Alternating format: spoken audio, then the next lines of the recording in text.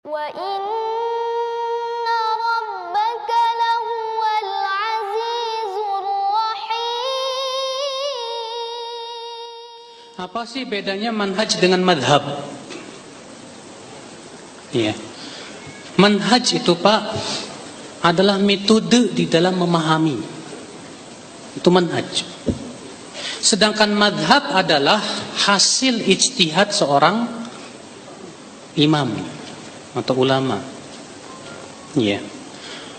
Madhab secara bahasa Arab dari kata dhahaba yadhabu artinya pergi. Dhahaba yadhabu dhahaban wa madhaban. Artinya tempat pergi. Maksudnya gimana? Pendapatnya. Ya. Maka kalau pendapat seorang ulama disebut itulah madhabnya dia.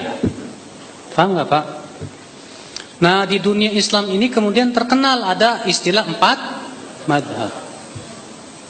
Padahal ulama banyak loh Pak, cuma bukan 4. Kenapa kemudian jadi 4 madhab?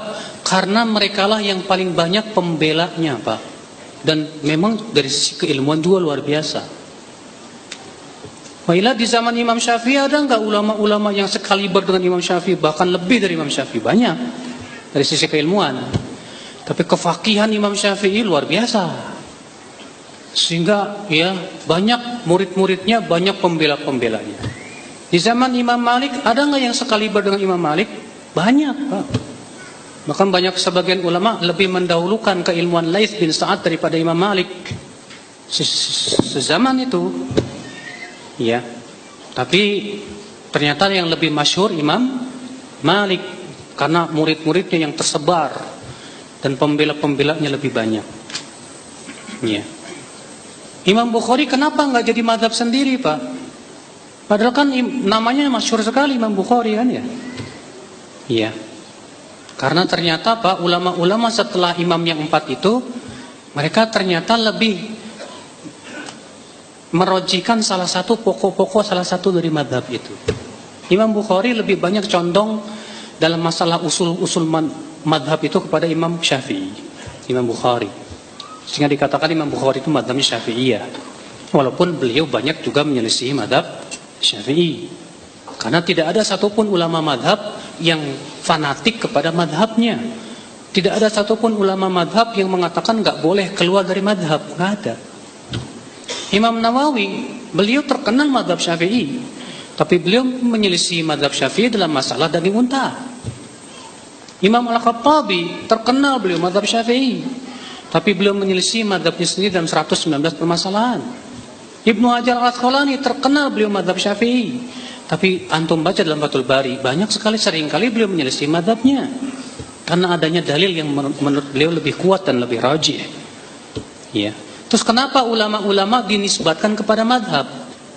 Mereka dinisbatkan kepada madhab karena mereka lebih merojihkan pokok-pokok madhab. Karena dia merojihkan pokok suatu madhab, dinisbatkanlah kepada madhab itu. Makanya kata Ibnu Qayyim, orang awam tidak bisa dinisbatkan kepada madhab manapun. Karena mereka tidak faham pokok-pokok madhab.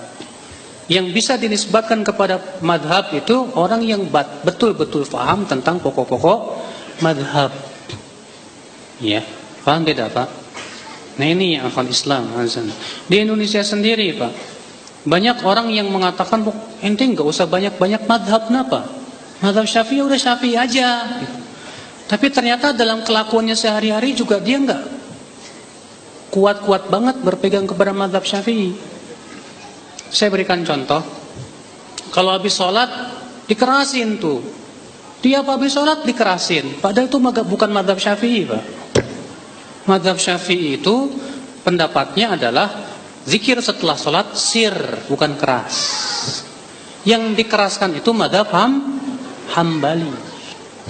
Imam Syafi'i mengatakan boleh dikeraskan dalam rangka taklim, mengajarkan. Tapi itu tidak boleh terus menerus. Sesuai dengan kebutuhan selesai.